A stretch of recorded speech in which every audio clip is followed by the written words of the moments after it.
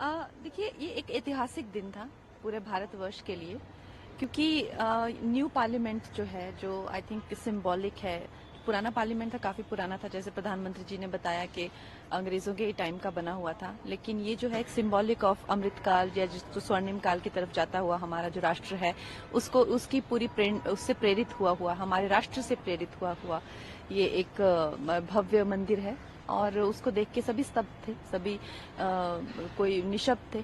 और चूंकि ये इतना जरूरी दिन था, और इस दिन जो भारतीय जनता पार्टी है वो किसी भी मुद्दे पे या किसी भी बिल पे बात कर सकती थी। और जैसे कि हर तरीके की अफवाहें भी उठ रही थी, चाहे वो कोई भी ट्रिवियल तो कोई भी मुद्दा नहीं होता है, लेकिन फिर भी उन्होंने महिला सशक्तिकरण को चुना और वुमेन एम्पावरमेंट को चुना और विमेन को प्रायोरिटी रखते हुए। तो इससे उनकी सोच का पता चलता है, तो उनकी विचारधारा का पता चलता है। और आई थिंक देश जो है बहुत ही कामयाब हाथों में है, क्योंकि जहाँ पे कहते हैं ना कि नारी का सम्मान होता है, वहाँ पे लक्ष्मी वास करती हैं। तो आई थिंक यही एक प्रेरणा मिलती है आज के सेशन से। सोशली एंड पॉलिटिकली कितना बड़ा रिफॉर्म को आप मानती हैं? बहुत बड़ा रिफॉर्म है ये। आई थिंक इसके इक्विवेलेंट कोई रिफॉर्म पिछले आजादी से 75 सालों में कोई रहा ही नहीं हुआ है। क्योंकि आप देखते रहते, ज्यादातर पीड़िता जो होती हैं, चाहे वो किसी भी तरह की विक्टिम बनी हो, वो हमेशा महिलाएं ही होती हैं। 90%, चाहे वो मोलेस्टेशन हो, रेप हो, या किसी और तरीके शोषण हो, असामाजिक जो बर्ताव हो। उससे अभी कल भी हमने सुनने को मिला, यूपी में एक दुपट्टा खींच के एक बच्ची की जान मार दिया उसे। किस लिए?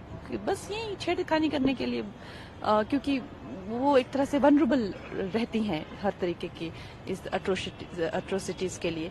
तो उन्हें आरक्षण, सुरक्षण, सम्मान, सब कुछ चाहिए। और आई थिंक ये सरकार का काम है, ये महिलाओं की रक्षा करना, उन्हें सम्मान देना समाज का, सरकार का काम है। जब सरकार में महिलाओं की भागीदारी बढ़ेगी, उनके हाथ में डिसीजन लेने की, देश का भविष्य तय करने की क्षमता होगी, आपको लगता है कि तब तस्वीर अलग होगी?